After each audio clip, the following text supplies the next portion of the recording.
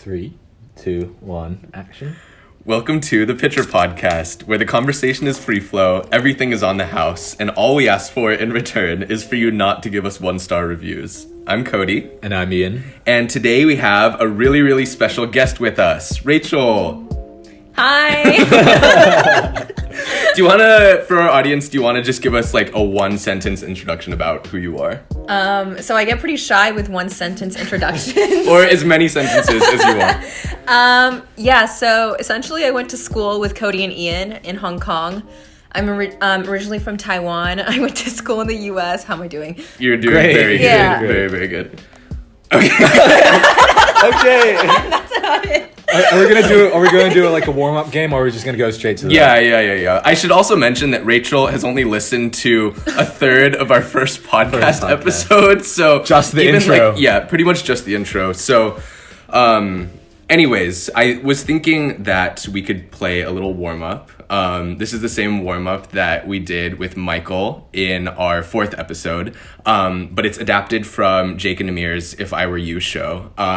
And it's what they do essentially before they do a live show or a live stand-up. Do I need to be drunk for this? No, not at all. Essentially, I'm going to give us like a range of numbers. So for the first one, it'll be like 1, 2, and 3. And Rachel. And... She's giggling a lot. Oh my gosh. And then we'll have to, like, on the count of 3, guess. And we have to keep guessing until we get the same number. But we Does that can't make sense? repeat the same number. Yeah. So you go 1, 2, 3, and then we 2. Yeah. we all see a number, and we have to keep Exactly. guessing the same and number. then if we don't, like, the game ends if we all land on the same number. Okay, is there a range of what numbers we can? Yeah. So Cody's gonna make for up the the range. first one, we'll do 1, 2, and 3, like 1 to 3. Okay. Okay, so ready? So 1, 2, 3, 3. 1, 2, 3, 3. 1. 1, 2, 3, 2. 3. 1, 2, 3, 1. 1, 2, 3, 1. 1, 2, 3, 2. 1, 2, 3, 2. Oh my 1, god. 2, 3, 2. Okay. I think we should just keep it at that. Or else this game's gonna go on for too long. Yeah. Alright, just quickly transitioning to the culture corner. This week we're gonna be talking about books. You wanna start us off, Cody? Yeah, sure. So for this week, I am gonna recommend Animal Farm by Animal Farm by George Orwell, mostly because of the memories that it brings up for me. But when I was friends with Rachel, I mentioned to her that I was reading Animal Farm, and this must have been in like our like sophomore or freshman year of high school, and I was really kind of like proud and gassed about reading it. And then Rachel mentions the fact that she read Animal Farm when she was like 9 or 10 years old. So I was just like a bit humiliated there. And then also in year 12, so this must have been like junior, senior year, I was just hanging out with Ian over break, and then he pulled out Animal Farm out of his bag, and I like asked him if he was reading it, and then he said yeah, and then I said, oh, you know, Rachel actually read that when she was like 9 or 10 years old. Okay. And then he like slowly put the book back into his bag after that. Cody definitely exaggerates a bunch of stories. I definitely was not reading that stuff like at 9 or 10. And even if I did, I definitely thought it was like some cartoon book and didn't understand like the nuances of like the communist themes in it. But it was like 12 years old? Oh my gosh, Cody, you're definitely like Animal reading that Farm by book to 9. like pick up chicks to look like an intellectual. Oh my god! Yes, the roast. The It's roast. like small enough that you could keep it as like a pocket book. Oh my god. Yeah, Cody definitely does that. my Cody definitely days. does that. Okay, that's my recommendation. Okay, Rachel, what about you? So I'm currently reading this book called Normal People. It's also currently adapted to a TV show on BBC iPlayer and Hulu. It's currently one of the most downloaded shows during Corona, and it essentially tells a story of a coming of age story between 2 lovers as they transition from high school to post college years. It's both a coming of age story. It's a story about 2 people finding a connection when they're from 2 different parts of society, and you really see the inequality highlighted there. But something I really liked about it is that it validated young people's emotions, whether they were to do with love, happiness, friendship, or sadness, or social inequality, but they validated their emotions despite them being super young. And I definitely think it's super well written. You feel like you're in the scene with them if you watch the show. Great analysis, Rachel. Thank you for that. How did you find out about it? I don't know. Everyone was just raving about it. There's definitely some very deeply intimate scenes. Raciness. But I think it was done very tastefully, and it definitely gives a different depiction towards young people about how you interact with people. It's not one of those like cheesy teen flicks where it's like, oh, guy meets girl and then they end up together. It shows like the nuances of a human connection. So Fairs. it's cute. Nice. Okay, to end the culture corner, my recommendation of the week is the book called The Mind of Billy Milligan. So essentially it's about a convicted rapist and armed robber who was able to defend himself using a plea for insanity on the grounds of multiple personality disorder. And I think it's very interesting because it was a major breakthrough in terms of how psychologists kind of dissected the disorder itself and whether or not they are able to prove that it is a sickness. So I think it's very interesting on that realm. I definitely think going into those kinds of stories is definitely really interesting. Like I was watching O.J. Simpson, like, is he guilty or is he not? Like, I don't know.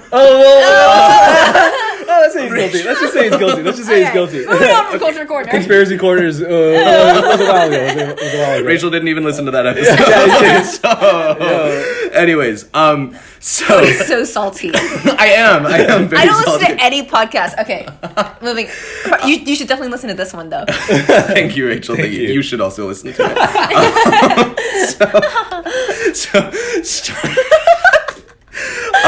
I was thinking, given the fact that like we're super, super close and we've been really good friends for a while, we could touch on a couple like personal stories or personal memories that the three of us or just like us individually have had throughout the course of our friendship. So the first thing I kind of wanted to ask Rachel about was essentially a business that you started like in first year of college. What? Entrepreneur. What?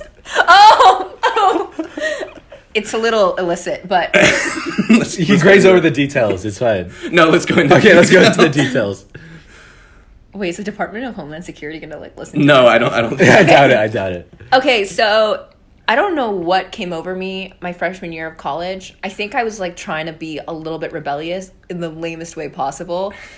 I decided to get a fake ID. I don't even know how I got this contact. Someone just gave it. Oh, someone recommended it to me on WeChat. And it was this like anonymous It's so contact. sketchy. It's so sketchy. And he was like, yeah, do you want a fake ID? It's like 200 Hong Kong dollars, which is really cheap. And he was like, I'll get it to you in 2 days. Shipping included, everything. Me being the super altruistic person that I am, decided to offer it to like all the Hong Kong kids from in my uni, like in my year of my uni. And everyone was on board. I didn't even make commission on it. Like, as a true business student, I should have made commission on it, but I was like, no, I won't. And I made an order for them, and it came in the mail, and I swear to God, my parents opened the package and saw just, like, a bunch of fake IDs. Yeah. And they kind of confronted me about it, and they were so shocked. They were kind of quiet. And I walked past them, and I was like, don't mind my business! And I just, like, walked into my room, shut get out of my room! And, like, they never talked to me about it ever again. But then it ended up being this whole debacle because I realized it's so dangerous for me to bring a stack of, like, 20 fake IDs into my luggage. Like, if this was caught by immigration, I would have been screwed. Yeah. Wait, so set the scene. Was it, like, you came back home and then, like, on the table was the package of, like, opened fake IDs and your parents were just there? I was just, like, all the fake IDs, and it was just sketch in like an envelope. The guy, I don't know what happened to the guy. Like, maybe they didn't say anything because they were kind of like proud of Rachel. Was like, oh, she's actually really business savvy. Except I made no commission on it. They don't have to know about that. But it's so, I think, antithetical to my character because I'm usually very like, full of integrity or whatnot. Or like I'm a good girl. I never did anything like rebellious, and I don't know what was going through my head. College. We love college. It was a Cody phase. I don't know. That was my most rebellious moment, but Cody's definitely had many a few moments. Anyways, I was also thinking it would be fun Also, I realize we didn't talk about this, but can you just let everyone know kind of like how you became friends with Ian and I and kind of like our larger friend group? Like, when was that? And yeah, how did that kind of happen? Yeah, essentially, I met Cody in year 9 or 10. So when I was about like, 14 to 15? Yeah. He was honestly a little bit of a dick back then. Oh my god. Hey, she's not wrong. No, he was definitely like a cool, like unapproachable guy. But basically, we were put in the same drama group, and drama at our school was like, you had to be abstract and theatrical. Like, they were all about like body movement and trust and like trust falls and all that stuff. So we had to get pretty close. Cody was never a confrontational guy, but he was always quite passive aggressive with me. Like, oh my god. If he got mad at me, he would just get everyone else to ignore me. Until he did that once. Okay, it was wrong with me. I was late to a drama session, but that's because I overslept I was so stressed at the time, and they just ignored me and pretended I didn't exist. Poor form, Cody. He also came over to my house and threw a bunch of oranges around my house and like definitely dirtied my furniture. Yeah. He's airing out all the dirty laundry right slander. now. This is the truth. It's not slander. It is the truth. It is the truth. But essentially, around 2 years later, I wasn't really tight with Cody, but we were still in drama together. And anyways, I was hanging out with some. Sorry for the tease, but this entire section is censored. Oh my god. But Cody being like the really conscientious guy that he is, he kind of saw that I was kind of being treated unfairly in what ways, and he was like, yo, Rachel, he slid me a message and was like in the DMs back in the day, and he basically was like, yo, Rachel, like, what's happening is not cool, just come hang out with us. And ever since then, it's kind of been history. I kind of got to know Ian better through Cody. Yeah. So to be honest, like, not to get too sappy, and I don't want to give Cody too much credit, I am truly grateful and in some ways indebted to Cody, because I feel like he made my Hong Kong community and experience from high school up until now, like, so much better. Like, this is my main crew. All the friends that I met through Cody, like Rooksy, Ian, Gareth, Michael, everyone. Like, when we go on hikes, when we arrange a junk trip, when we go into dinners, these are the people I hang out with. And it wouldn't have happened if it weren't for Cody. In terms of Ian, now Ian is quite a banterous character. Thank you. So we had this class called I'm so scared. I'm so scared. Theory of Knowledge. Never take it. It's like an utter mind-boggling class. But basically, our teacher, Mr. Slethog, we're calling him out, I guess. Yeah, massive respect to him. Love him. He kind of let us do our own thing in class. So we would just sit at the corner at the back of the classroom at a table, and every class, Ian would just roast the shit out of everyone. Oh my god. It's not as bad as Rachel makes it seem. And he would force you to say things in certain accents. He'd be like, Rachel, say this in an Italian accent. And he wouldn't stop bothering you until you put on the Italian accent. And have a nice laugh after. And then he would just laugh at you afterwards. Damn. Yeah. I sound so mean. It's all in good fun. It's all in good fun. No, seriously, I cracked up like crazy. Yeah. And then now we just do hikes, although Cody hates the outdoors apparently. Oh my god. But yeah, we hang out now. Okay, great. Thank you for that, Rachel. I would also like to preface, just context behind the orange story is we had a drama rehearsal at your house on a Saturday, and we had a team member who was very self-conscious and very nervous, and so we were trying to get them to express themselves and yell it out, and our friend Zach grabbed one of your oranges that you had on the table and was like, oh, just yell into this and it'll make you feel better. And then it kind of helped, and then we just kind of started tossing them to each other, and then I got kind of carried away, so I was throwing it everywhere. But I remember inner kid came out of Cody. Men mature much later. But I remember you texted me 6 months after that, and you're like, I was just cleaning around my house, and under my couch I found a moldy ass orange. That was from when you threw because he started throwing it around my house like a circus. Okay, anyways, moving on. The story's not that special, but anyways, also, one question that Ian and I asked each other in our first episode is if we have any specific memories of getting mad at each other. And seeing as you're also very close friends with us, I was wondering if you had any recollection of situations or events when you've gotten mad at either Ian or me. I don't remember getting mad at Ian because he's just chiller dude. I'm kidding. Chiller dude. No. I don't really remember getting mad at Ian. I must have I I think in the moment with Ian, I'll just always like call him out or something, or Yeah, like yeah. that's So true. it's That's never true. like built up emotional anger that we need to have a deep meaningful chat Yeah. about. I do remember Ian getting mad at a lot of people though, and just witnessing that, like AYP with Gareth.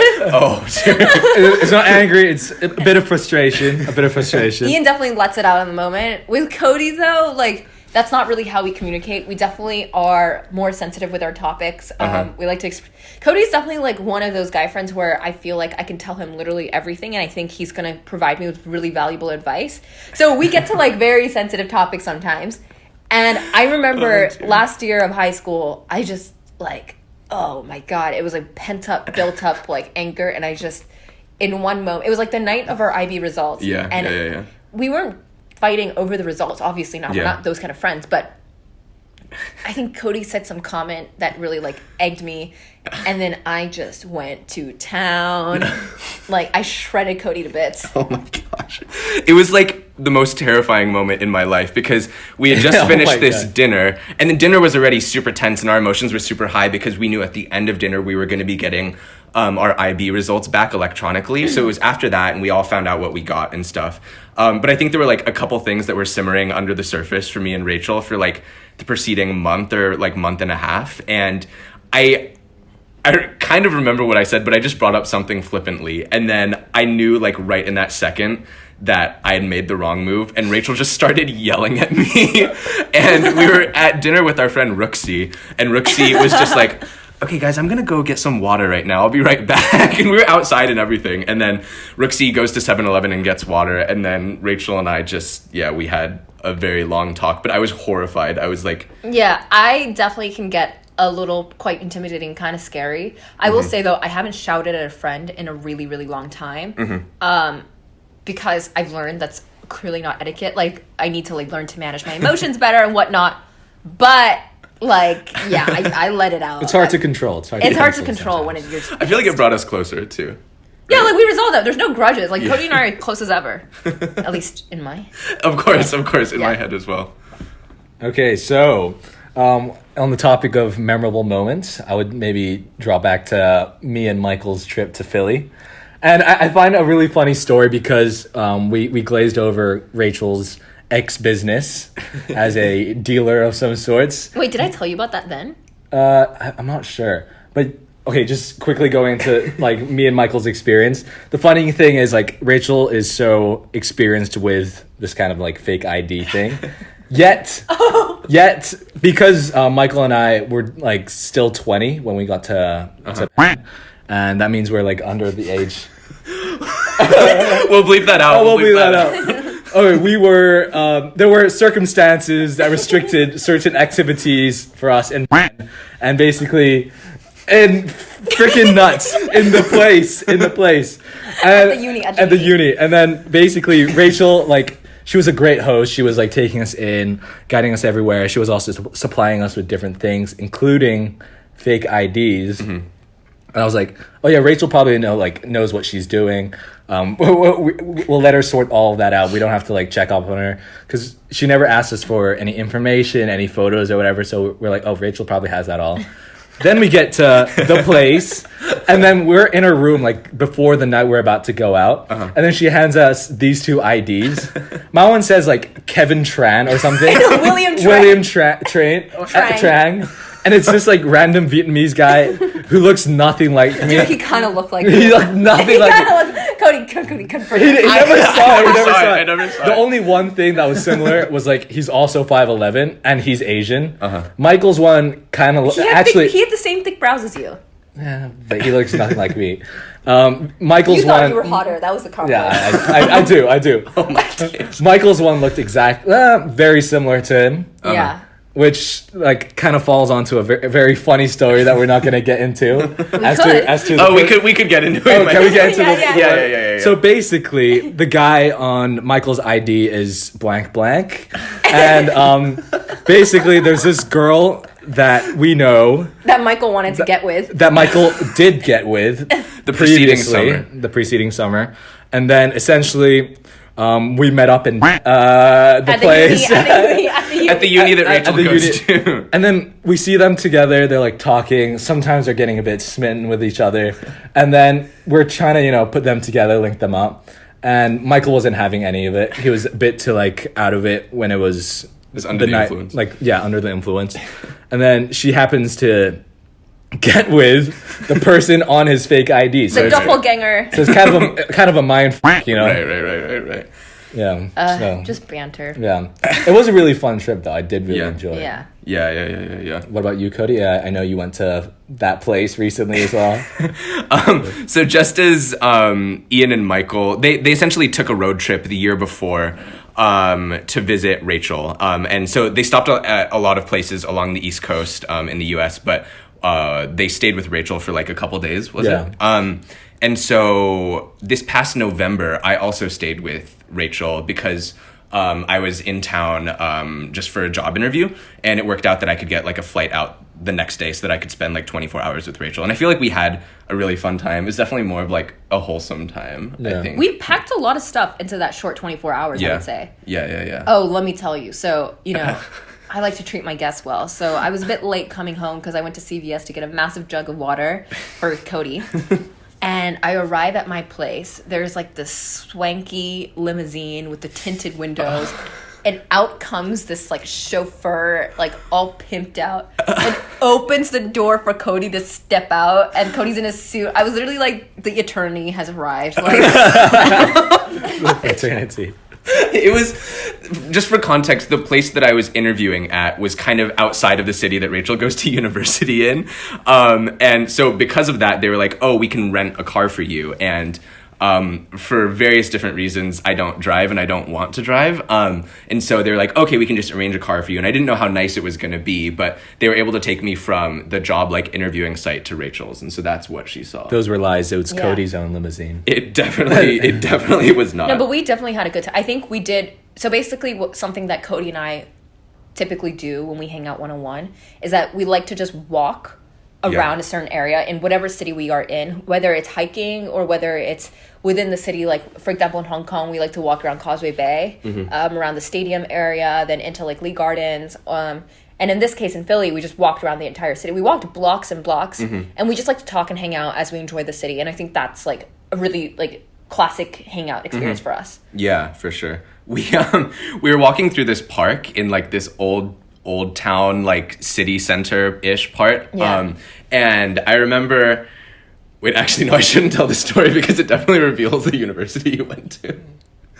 If I say it's in Philly. Yeah, it's fine. Okay. So anyways, we were in Philadelphia and we were walking around in the old town part of it. And there was this really old, historic looking building. And I was like, oh, Rachel, that building is so pretty. What is it? Do you know what it is?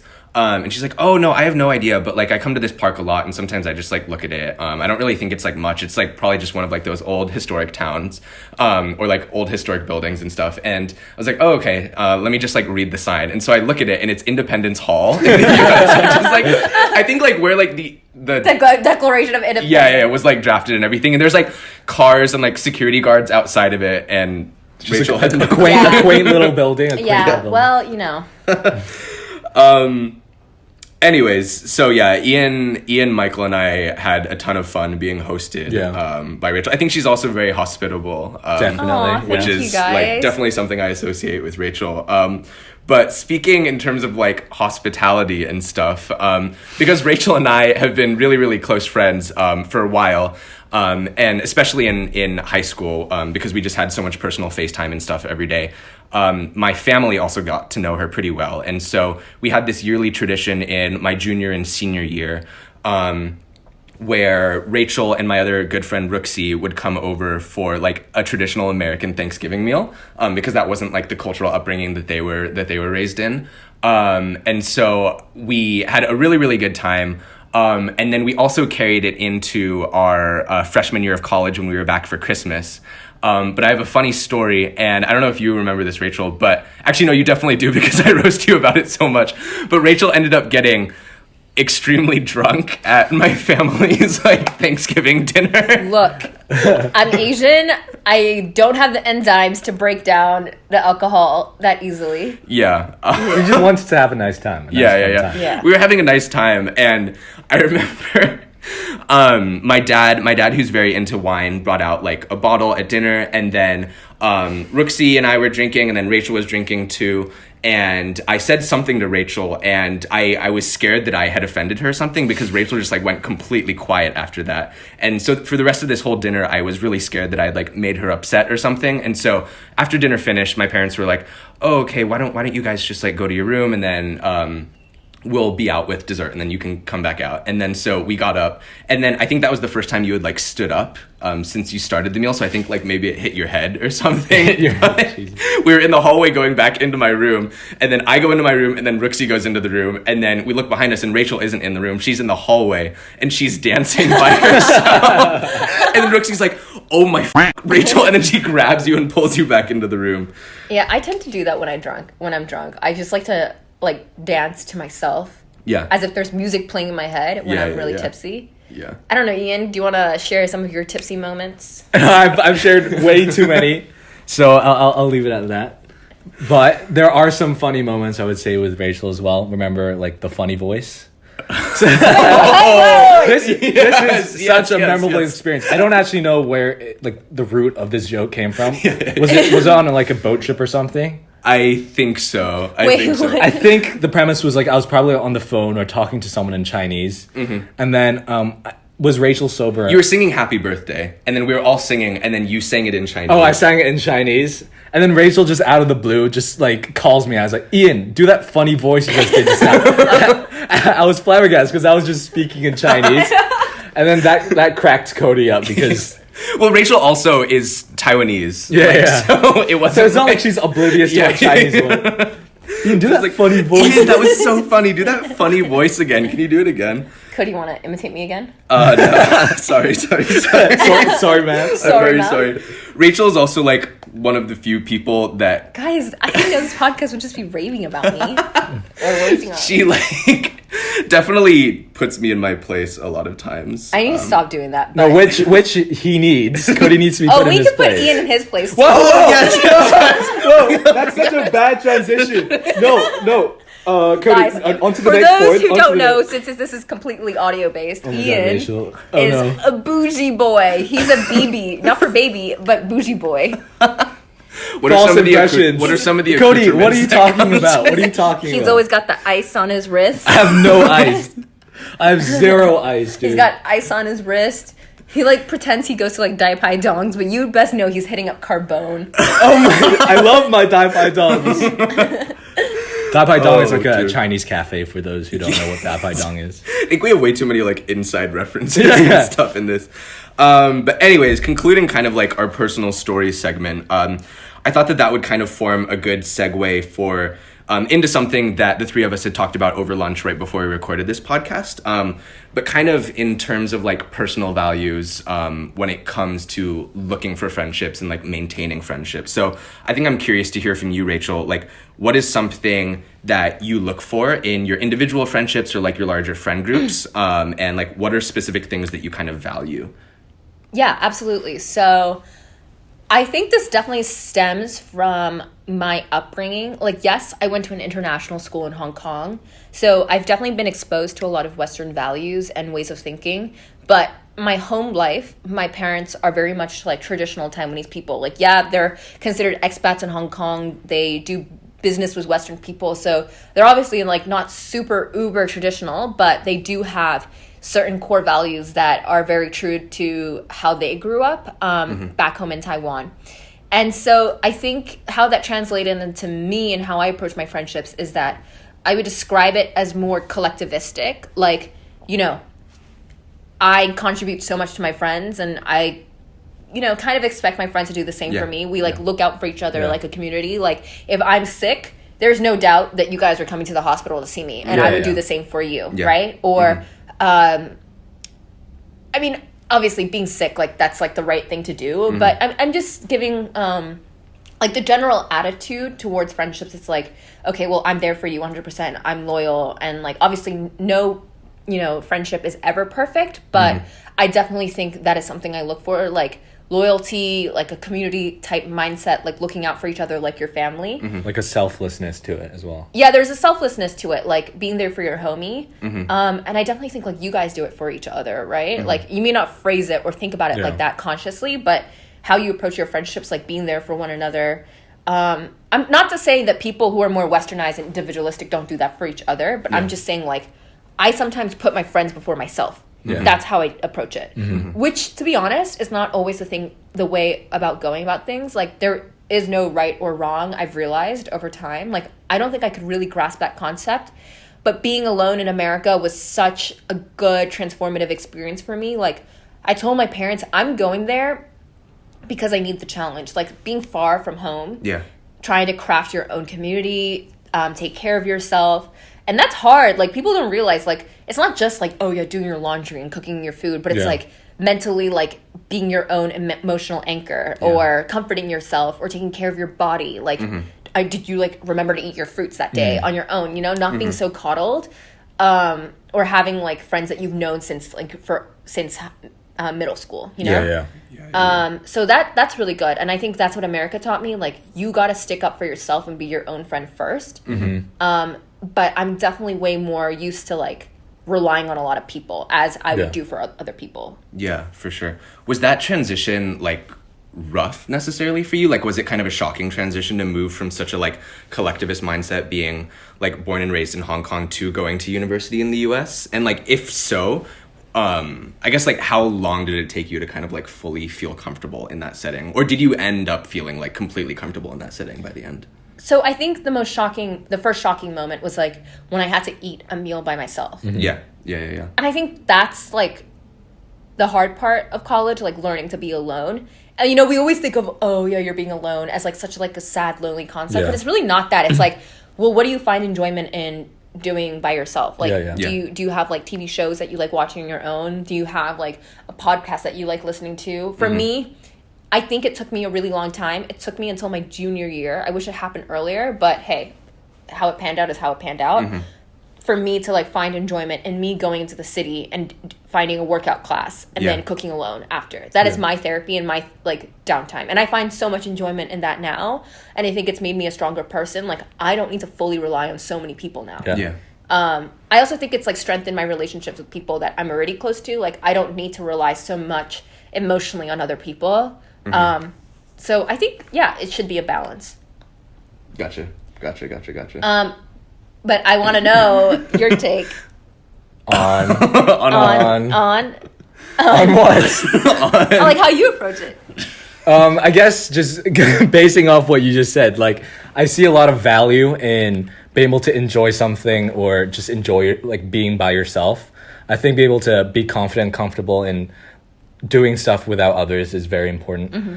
It creates a lot of self-value and confidence in yourself. Like I used to always think it's very weird to eat by yourself because people would it's always based on the perceptions of like people looking at you instead of how you feel by yourself, which I don't want to be like burdened by, which I've been able to I guess overcome that in certain respects. But I see a lot of value in trying to cultivate that. Yeah, for sure. I think specifically with like, it's just kind of interesting because I think we all have, like the three of us have had like quite different university experiences. And so like just speaking personally, my university that I went to was super, super small. So it only had like, I think like 2,000 or like 2,500 students in its undergrad population. And with it being such a small like liberal arts college and then also being part of that like American Christian evangelical subculture, there was a huge like emphasis on community and always being like inherently like tied to that community. And so a huge thing is like there was only one dining commons or like cafeteria for a university. Yeah, I love commons. Oh wait, dude, we called ours commons too. Oh really? Yeah. Okay. So tragic. There was just like this huge pressure to always be at this one dining commons with another person or like a group of people. And so it's always, people would always say like, oh, like, are you eating alone, or like, oh, I like really take pity upon like the people, like the outcasts who are like eating alone and They'll stuff. be like, they'll feel sorry for someone or think something's wrong if they're eating by themselves. Exactly. And so even to the point that like this whole like evangelical like Christian altruism comes in and like being your brother's keeper or whatever. So like a lot of people like take it upon themselves to like go over to a person eating alone and say like, hey, like, is everything okay? And like, can I eat with you? We definitely don't do that in my school. But. And so it was just like, which I don't know, like for me in my freshman year, whenever I would have to eat alone, because of that context, I would always feel like self-conscious enough about eating alone. And then you know that like when someone random just comes up to you, it's purely out of like pity. And which I feel like it's good intentions. Yeah. It's so condescending for them to like come up to you and be like, oh, are you okay? Do you need my help? Yeah. But it's kind of like high school. Like we would always eat together, do everything together. And like you'll never be alone, right? And you go home, your family's there. Yeah, no, for sure. I'm curious what your take on like female-male friendships are and, you know, the dynamic there. I know for me, like I'm definitely the type of girl like that has a lot of guy friends. Like I'm a homie in that sense. A homie. And I think that stems from the fact that like I grew up with 3 brothers. Yeah. Like my humor is definitely quite vulgar. Yeah. Like I like have sailor's mouth sometimes. I also like my front, like I come across quite intimidating. I have like a bit of like a stronger lower and like clear voice for a girl. And I definitely think like the way I present myself sometimes is a bit more like bro-y. So I get along great with like a lot of my guy friends. There's like banter there, but I do think sometimes it's hard to translate that to female friendships where some things could be interpreted more aggressively because I'm just so like the way I phrase certain things or whatnot. I don't know. What's your take on? You can go first, close, Cody. Yeah. Because Cody, you have like a lot of like close girlfriends as opposed to like myself. What do you think it is about you that you have a lot of close girlfriends? I know what it is about Cody. I feel like Cody is more in touch with his emotions than like a regular guy is. Like a regular guy, maybe like for myself, may be very oblivious to a lot of different things like that. So we're not able to comprehend it or kind of verbalize what people would be feeling. Whereas Cody could and kind of transform that into advice or a way to consult someone when they're in need. You're a great listener. Like I feel heard. Thank you, Rachel. Do you not feel heard when you talk to me, Rachel? And never when I talk to Ian. I guess for me, I don't know if this is like a function of like the parenting that I was raised with or just like my innate personality. But I think that I've always kind of been like emotional and maybe a bit more in touch with my emotions, but I've also felt always kind of comfortable being a bit more upfront with my emotions with people too, especially with like people that I really trust. So like Rachel and Ian, I'm not afraid to like, I guess like put myself out there, and if I need to like cry with them, then I'll like definitely like cry, or if I like just need to rant to them, I'll always like rant to them. And so I think particularly with the people that I'm comfortable with, I just like naturally am myself more in terms of like my whole like emotional spread and everything that comes with that. And I think because of that, like people find it easier to open up to me emotionally, maybe. Just because there's vulnerability. Yeah. Like I would never be able to do that. Like I don't have much of an emotional outlet. Right. So like maybe that makes me less approachable in that sense. No, I have like talked to Ian. Yeah, what do you think, Rachel? Rachel, what do you think? Do you feel comfortable with Ian? I think like as Ian and I have gone closer, like I remember there was like one night in Philly, we were coming back from a bar. Because Ian was staying over at mine with Michael. Like I like opened up to him, and he definitely just listened to me, you know, and then like there was not much advice to be given, but just like said one or two words, you know, and like that made me feel really heard and like comforted. Or like I don't know, last time we did like brunch, right? We just talked about so many things, like our parental expectations on us, like a lot of topics, but mostly like with these, when we're in a group setting, it's like a lot of banter, and obviously you want to keep it light in those aspects. And I think it's good. It's refreshing that we can have like guy-girl friendships. It's modern. You know? Yeah, for sure. And I think I'm like relatively emotionally intelligent. Like I grew up with my sister. You are emotionally. You're just not going to shed a tear in public. I'm just waiting for you guys to say that. Just to compliment. Yeah. Oh, thank you. I am pretty emotional. No, you definitely are, and like. I feel like out of our friend group, Ian is definitely one of the people that I feel like most comfortable and most like safe and most heard with when I talk to him and like air any grievances or just talk about like when I'm sad, or even if I just want to share something like that I'm really happy about and I want like affirmation and encouragement. So you're very emotional. Thank you. I was waiting for that. You're good. Oh, of course. Don't pity me. You're a little puppy that tussling the hair. Another thing. I'm joking. Another thing that we talked about just before starting this podcast episode was kind of like our own takes on how we brand ourselves and how we brand our own kind of like personal identity to others. So I guess I was wondering just to hear like from, I guess we can all share, but like specifically the both of you and Rachel, like what do you think goes into your personal brand and like the image that you share with others, or like the image that you want to be shared with others, I guess? So I think this kind of goes, where am I going with this? Okay. So I think there's definitely like a side to yourself that you don't show to most people in the world, but only like to yourself and your closest confidants. And then there's a side that you think this is how you're perceived, like you're showing yourself to the rest of the world. And then there's another side that's like you intentionally like put the two sides. Okay, I don't know why that took me so long. No, that makes good sense. Yeah, so I think with personal branding, it's definitely like how the general population, when they interact with you on a first come first serve basis, like how they perceive you right off the bat. And so it won't really be like your true self necessarily. I think for me, it's funny because some of my closest friends from college always brand me as like a Gemini, and I hate feeding into the horoscope. Like, god damn it! But they're done when I read like spicy Gemini memes. I'm like, shit. Spicy Gemini What is that? I've never even heard of spicy. It's like an Instagram meme page, and like they roast me left and right, and I'm like, oh my god, some of these characteristics are definitely like. Shit. I don't know if it's like a self-fulfilling I remember prophecy. you telling me. Oh, Gemini guys always tend to cheat on the girlfriends or whatever. Ian's a Gemini guy.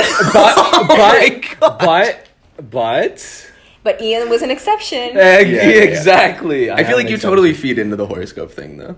I like just everything you just said. Yeah, I know. Right? I like buy into it sometimes, but I think it's like a bit. I don't think it should be the overarching Bible that you preach. Anyways, or maybe I just can't confront the qualities that I don't like about myself in a Gemini. Okay, anyways, those veering off track. The point is like my branding, like I definitely think I come across to people very extroverted, like simply by the way I talk and how I present myself. It can come across kind of like overly confident sometimes, or like a little bit intimidating. I'm quite like loud and clear when I speak. Especially for a girl, like I'm not like overly feminine in that sense.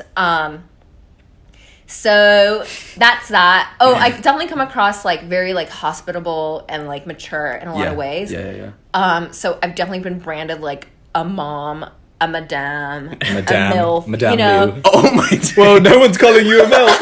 No one's calling you. She's just giving her these things. Like the hottest girl. They keep calling me that as well. The hottest prospective mom. I even branded of 2030. But madame, even like people Madame I've never Lou. met, like over like virtual group chat, like like for my group projects at school, they'll be like, "Yes, ma'am," and I'm like, "Oh my god!" Like, Do you like it a tiny bit? No, I don't. Yeah, call me ma'am. Like milk, That's totally ma'am cool with to that. you. But Milk, ma'am, totally cool. but ma'am, no. It makes me feel like my ovaries of like are dead.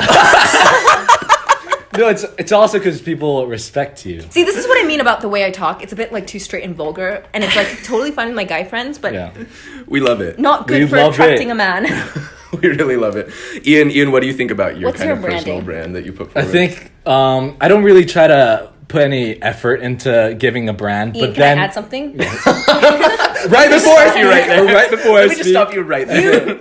I think you should touch on how you rebranded yourself in the last 2 years. Ooh. Okay. You know what I'm talking about, though, right? I kind of do. Okay, maybe I need, your insights in regards to how I've branded myself. Maybe I just do a lot of things that I don't realize that I implicitly kind of like put out there, like the fact that I'm cultured, as Cody likes to call me. Like, people would think like, oh, I'm doing a lot of reading and all that stuff to be like cultured and like well-versed for the sake of being like well-versed. But in the same time, I feel like I cultivate a lot of cultured hobbies that makes me like be perceived in that way. But I also think like another big brand is like being a gym bro. Like I don't try to be like, because I started gymming maybe like second year onwards, and then I got really into it. So like I'll always be wearing like sports clothes, have like a shaker bottle and stuff like that, and that's kind of attached to who I am and how people identify me. So I think that's like a big thing as well. And I guess the way I'm like dressed as well. Oh yeah. I don't like put a lot of effort. Okay, as Cody, stop whispering into Rachel's ear. That's naughty. Essentially, like, okay, I don't want to say I dress well, but I do pay attention to how like I dress, and that translates to how I'm perceived. Like Rachel loves saying that I'm bougie. You mean your loafers? Your the ice I on your like wrist? comfortable footwear. But yeah, I think that's one aspect as well. But I do want to hear what you guys think about that, since you guys have a lot of thoughts. I used to think in high school that Ian was just this like loud-mouthed, like banterous guy that like roasted everyone and was just hilarious. But this is before his gym days, and then he went through a phase where he was like heavily gymming, and he like obviously the way you bigger. physically look, like that is instantly part of your brand, right? Like your perception. So you know, I think Ian is flexing. No, you weren't gonna get away with that. so. Probably a lot of girls and even some guys started paying attention to Ian in a different light, asking him for advice on like, you know, macros, calories, like how to work out and whatnot. And even his clothes looked different on him. So then as he started buying, like, you know, dressing himself differently, there was like the cultured booby. Freudian slip, I swear. You got the massive culture, baby. We're leaving that in. Oh, but just continue with the Cultured what? The cultured hobbies. How did I say that? I swear, don't read into that.